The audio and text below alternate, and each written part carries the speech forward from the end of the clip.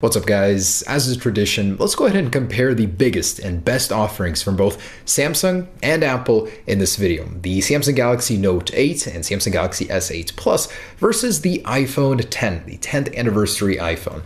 Now these things are extremely similar, they're selling at very similar price points, they're direct competitors to one another, but at the same time they couldn't be any more different. So that's why this is such a difficult video to make, but I still wanted to make it. Now I wanted to preface this video by saying I'm not promoted by either Samsung or Apple. They do not pay me. They do not send me free products. I do not get pleasure from, having one win over one thing or the other do something better than the other. I mean, I'm just going to talk about these phones, how they compete on paper, and let you guys decide for yourselves which one is better for you. I'm not trying to promote one or the other, guys. So anyways, let's go ahead and see how these compare features, design, software, everything wise in one little video. And I'm lumping the Samsung Galaxy Note 8 and S8 Plus together into one just because they're very similar. Aside from a 0.1 inch screen difference, a dual lens camera that's not all too different in testing, and a stylus, they're pretty much the same phone on the inside. So I'll be comparing them both in one video just to make things a little bit easier. Now, I wanted to start with build and durability. The iPhone 10 has a stainless steel border, something unheard of in smartphones. I mean, the Essential phone has a titanium border, but this is stainless steel. We don't hear about that much. This guy has an aluminum one. It's equivalent to aluminum 7000 in my earlier drop tests. Quite tough for aluminum, but still can gouge pretty easily, can dent. So I will be interested in seeing how these do compare in a drop test. As for the display materials, this has a Gorilla Glass 5 material, which is pretty durable. 80% of the time from 5 feet, your phone will survive, according to Corning. Now, this guy has a new glass that Apple says is the toughest glass in the smartphone market right now. That's amazing. That's an amazing claim. I would really like to test that. Water resistance here is not on the same page. The iPhone X has an IP67 rating, unfortunately, which was rumored to be the IP68 rating of the Note 8 and Galaxy S8 Plus. So this guy can go 5 feet underwater for 30 minutes and survive. This guy can only go 3 feet. So quite a divide there, unfortunately. Not as pool friendly, the iPhone 10. Now, comfort and usability. The iPhone 10 is a device that can easily fit in the palm of your hand. And for me, I can reach almost every area of the display with one finger. That is amazing. This is a phone that's definitely not made to be used with one hand. I mean, you got to stretch so far just to get anywhere. And of course, it has a stylus, so it's not really meant to be used with one hand. It's meant to be precisely manipulated with this stylus, to get a bigger picture, to multitask, and that's not something you can do effectively with one hand. So these definitely have a different approach to the displays. You've got a 5.8 inch one here, 6.3 inch here. It's huge, really. But believe it or not, this thing is beating out the iPhone 10 in terms of screen to body ratio. The Note 8 has an 83.2 versus an 82.9 screen to body ratio, just barely winning over the iPhone 10. And as far as unique screen technology goes, each have their own. So the iPhone 10 has the True Tone display, which will match the color temperature of your display to your ambience. It does also have 3D touch everywhere on the display, and it does support Dolby Vision for its HDR display. Now, the Galaxy Note 8 has that curved edge display, which you can use for several shortcuts.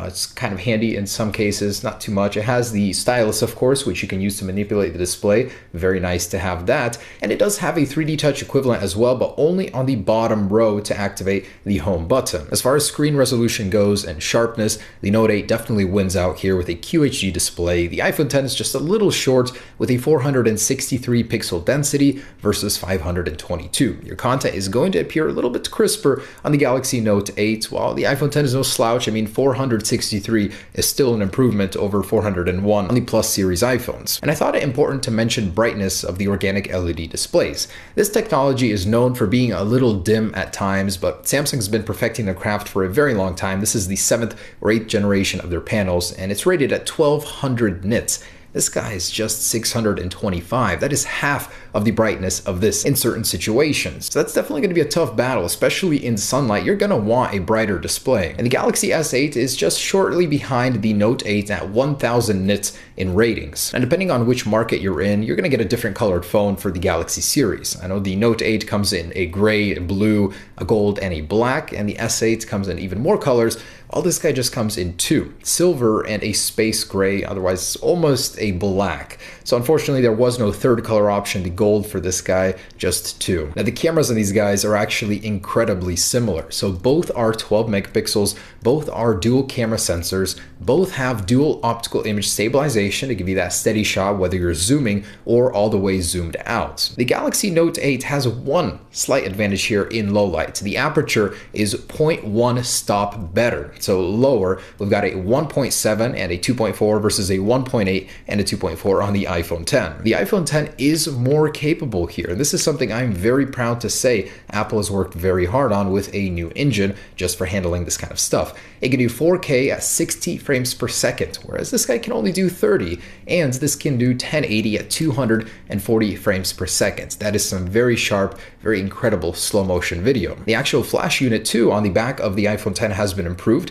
It's still a 4x flash, 4 LED flash, but it has a 2x uniformity. So when you take a picture in the dark, it's going to look 2x as good as it places that flash where it needs to be. This guy is just a dual LED flash. While it's very bright, very good, it doesn't quite match the iPhone 10. Now turning to the front cameras, the Galaxy Note 8 does have a more powerful shooter here. 8 megapixels versus 7 on the iPhone 10. It's capable of QHD video at 30 frames per second, whereas this guy just has 1080p, and it's got a better low light capability. So the aperture goes down to 1.7 versus 2.2 on the iPhone 10. Although this guy does have a portrait mode for the front, both do have that feature for the rear cameras. This one does have one for the front, as well as the new light portrait mode, which you can adjust the lighting and stuff like that. This guy does not have an equivalent for that. And not to mention the new animojis, the 3D facial tracking, which is a biometric safety feature, but also a really cool camera feature as well, something that this guy cannot compete with. So as far as biometrics go, this does have a Touch ID sensor or fingerprint sensor on the rear.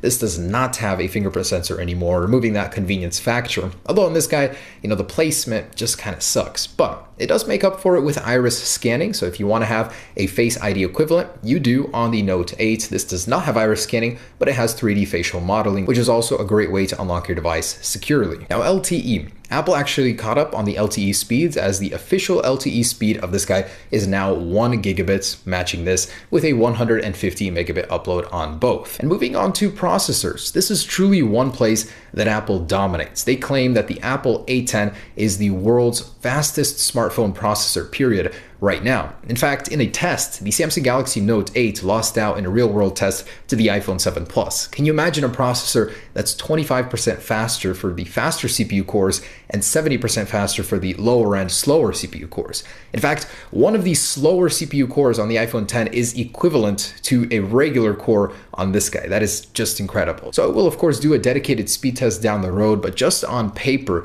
Apple claims this thing is 25% faster right now than the iPhone 7 Plus. So we'll definitely have to test that out, but it seems like there's probably no contest here. And by the way, this is an 8-core processor. This is a 6-core. There are 4 fast, 4 slow cores here, 2 fast and 4 slow on the iPhone 10. And as far as RAM goes, 3 gigabytes rumored, found in the code for the iPhone 10, which is most likely correct, as everything else was also. And the Note 8 has 6, with the Galaxy S8 having 4. The Galaxy S8 does have an issue with reloading apps. Once you start loading many, it completely reloads them, doesn't save where you left off. The Note 8 fixes this issue by having an additional 2 gigabytes of RAM. And getting into some of the other stuff. So one of the things that I'm very proud of about the iPhone 8 is having stereo speakers. Not many smartphones nowadays have stereo speakers, so it's really great. And they're 25% louder than the iPhone 7 and 7 Plus and have more bass now as well. But the Note 8 does make up for that with the headphone jack. Unfortunately, the iPhone 10 still does not have one. It will not get one anymore. So for the people that haven't updated to a full Bluetooth lifestyle, having that headphone jack probably is a convenience factor. And something I wanted to mention about the iPhone 10, you really can't put a price on convenience.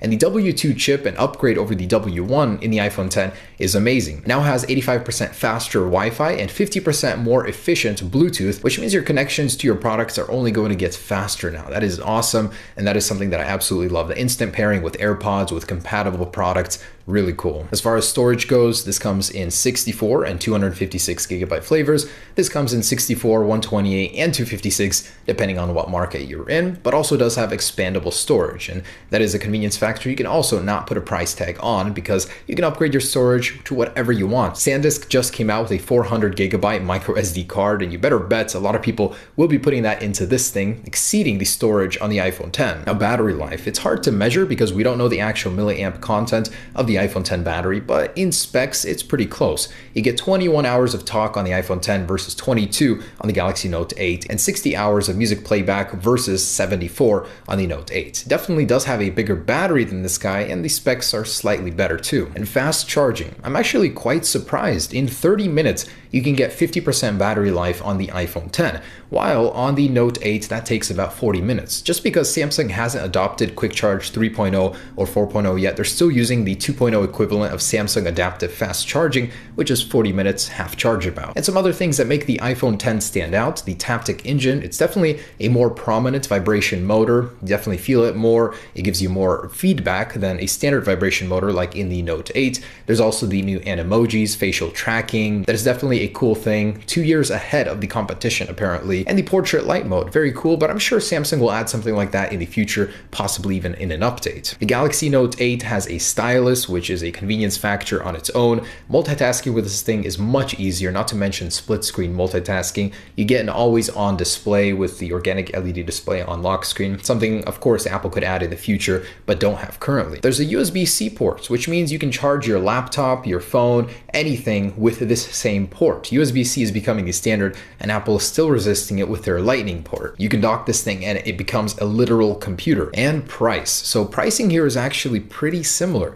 The Galaxy Note 8 comes in at $929 on some carriers and jumps up to about $960 on others. This thing starts at $999 and then expands beyond that. You definitely get some things that you don't get on the other. They're pretty similar. Software, of course, sets them apart in more ways, but I'm not going to get into too much of that because it's mostly an Android versus iOS debate there.